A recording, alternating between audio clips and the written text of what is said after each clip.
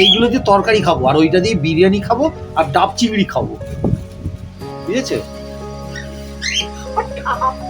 হ্যাঁ, আবার কি ডাব ছুঁড়ে মারবো তোমায়, ডাব চিংড়ি খাবে?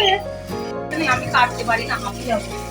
আরে এ মাছ গোটা আনলে তো বড় বটি চাই, সেটা আমার এমন ঝোঁক উঠলে সেটা বড় বটি কিনে ফেললাম।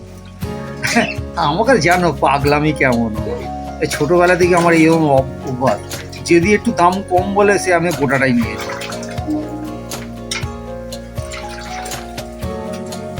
আরে 1 বছর ধরে খাবো, তাতে কি হয়েছে?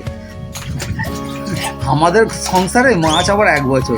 আচ্ছা, এই 4 কেজি মাছটা ফাটলি কতদিন? 10 দিনের মতো হয়ে যাবে আশা করি। হ্যাঁ, অতদিনও যাবে না? কতদিন যাবে নাকি? তোমরা তো ভাজাই খাও, কেউ 2 পিস খাও, কেউ 3 পিস খাও, ভাজা শুধু মুখে। যাতা নয়, চিলি সস দিয়ে ভাজা। হ্যাঁ, ভাজা খাও, তারপর আবার ভাতে খাও। তোমার খাওয়ার উপর নির্ভর করে। আর মাঝে মাঝে আমি আঁকা ক্লাস করাতে যাবো, তুমি মাছ ভাজা দিয়ে দেবে, ক্লাসে খেয়ে নেবো, খিদে পেলে খেয়ে নেবো, তাই না? তুমি ভাবো, ওই 2 কেজি কত, 200 ইলিশ মাছটা, আর পেটের ডিম আছে বলে প্রায় 900-র মতো বললো। ও ঝোঁক উঠে গেছিল ওটা নেওয়ার, 2 কেজি 200 ইলিশ মাছটা, পেটে ডিমই বললো 900 গ্রামের মতো ডিম আছে। ইলিশ মাছ নিয়ে তোমার বাইরে বসে রাখতে হবে, মাছ কেনার নেশা। আর এটা আমার থেকে এসেছে, ওটা আমাদের বংশগত ব্যাপার তো। আমার বাবাকে দেখেছি এরকম, আর মা তো হাঁ করে চেঁচাতো, আর বাবা মাছ কিনে নিয়ে যেত। কেন, আমাদের বিয়ের পরও তো তুমি প্রচুর পরিমাণে বসে বসে মাছ বাছছো, আর এই 3 ঘন্টা ধরে বসে বসে বাবা তুমি মাছ বাছছো বসে বসে, তাহলে এই অভ্যাস তো আমার ছেলের মধ্যে একই সেম অভ্যাস। সন্ধ্যাবেলা বাবা রোজ বারেন কোম্পানি থেকে আসতেন আর মাছ নিয়ে আসতেন, বাবা আমি বসে পাত্রতলায় মাছ ধুতাম, আসছিল বাবা আমার মাছ ধোয়া। বাবা ভালো খুব মাছ ধুতে পারে, আমি বাবার মতো অভ্যাসটা নিয়েছি মাছ কেনার, কিন্তু মাছ ধুতে পারি না। আমার ছেলে ভালো মাছ ধুতে পারে, দারুণ মাছ ধোয়া আমার ছেলে।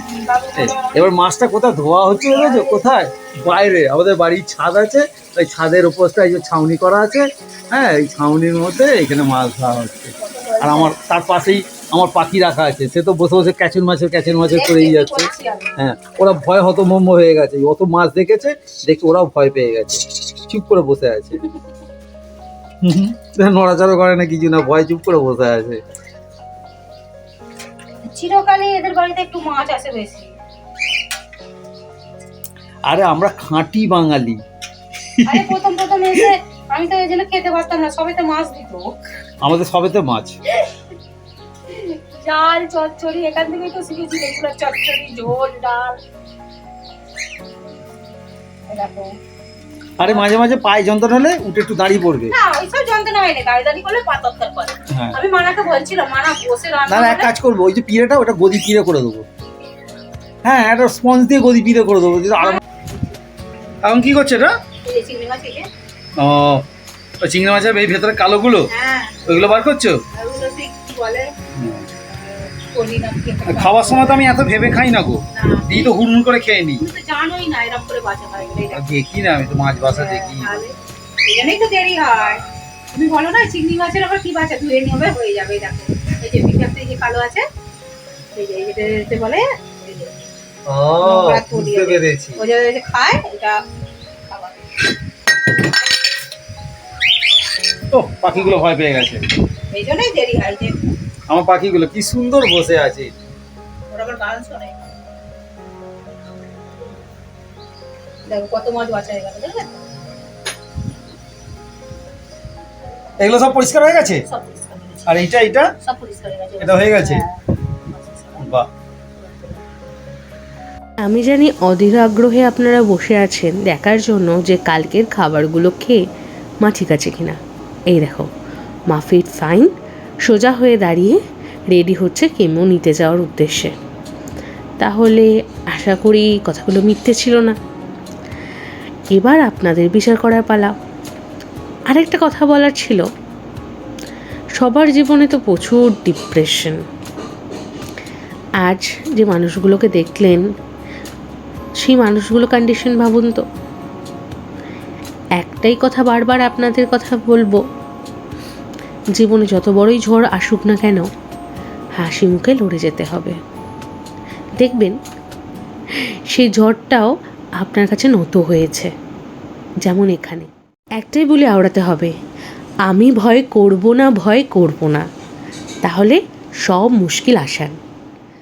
তোমরাও যেমন আমাদের সঙ্গে সব সময় আছো, আমাদের মনোবল, আমাদের শক্তি, আমাদের আশীর্বাদ হয়ে আমরাও তোমাদের সব সময় সঙ্গে আছি। যখনই মনটা কষ্ট হবে একবার বলে দিও, সব সময় হাজির তোমাদের কাছে, তোমাদের মনের বল জোগানোর জন্য। আর এদিকে তো তোমরা জানো, মা বাপি বাড়ি না থাকলে ঠিক রান্নাটা হয় না, মায়েদেরও সেম অবস্থা। তাই আগের দিন তো দেখলে মা মাটন রান্না করেছিল, তো এই মাটন একটু রেখে দিয়েছিল আমার জন্য, ওটাই গরম করব। আর সেদিনকে যে ভোর 5টার সময় গোলা রুটি খাওয়া হয়েছিল তার ব্যাটারও রাখা ছিল, তাই একটু গোলা রুটি আর মাটন করে নিয়েছি। আর অন্য কিছু খাওয়ার বিশ্বাস করো ইচ্ছা নেই, তাই এটা করে কাঞ্চনকে দিয়ে দিলাম। আর আরেকটু যে মাটন আর আলু আছে ওটা আমি মুড়ি দিয়ে মাখিয়ে খেয়ে নেব। আবার রান্না বসাবো একেবারে, বরঞ্চ ওরা বাড়ি ফিরুক, রাত্রেবেলা গরম গরম ভাত বসাবো, সবাই একসাথে মিলে খাবো। ওরাও বাইরে খেয়েছে, বাড়ি খাওয়ার জন্য ছটফট করবে, তাই আমরা এটা দিয়ে আজকে কিন্তু লাঞ্চ সেরে ফেলবো। খুব সুন্দর হয়েছে, সুস্বাদু হয়েছে জানেন তো। আর গোলা রুটিটা এরকম কাসুরি মেথি চিলি ফ্লেক্স দিয়ে করবেন, দেখবেন ময়দা গন্ধটা আর ছাড়বে না। আর মাটনটা তো এত সফট ছিল, এত টেস্টি ছিল, বলার মতো নয়। আচ্ছা, হাওড়াতে আমরা কোথা থেকে মাটনটা কিনি আপনাদের নেক্সট দিন শেয়ার করবো, যেদিন মাটন কিনতে যাবো। তাহলে আবার সেই একই ডিউটি, সেই টাটা মেডিকেল, হ্যাঁ আবার চলে আসা হয়ে গেল। গাড়ি রাখা হলো পার্কিং, টোটাল এখানে পার্কিংয়ে গাড়ি রেখে দেওয়া হলো, কারণ সারাদিনের ব্যাপার। মা এই যে 1 মাস টানা রান্না করেছে, তার ফলস্বরূপ মায়ের কিন্তু এইবার এক চান্সে হাতের ভেন পেয়ে গেছে, কোনো অসুবিধাও হয়নি। আর এদিকে কেমো কমপ্লিট, মায়েরা লাঞ্চটা সেরে ফেলছে। আজকে কিন্তু ডিম থালি নিয়েছিল, আগের ভিডিওতে দেখিয়েছিলাম যে ক্যান্টিনটায়, সেখানে কিন্তু ওরা না গেছিলেন, দিয়েছিল ভাত, ডাল, আলু ভাজা, লাউয়ের তরকারি আর ডিমের ঝোল।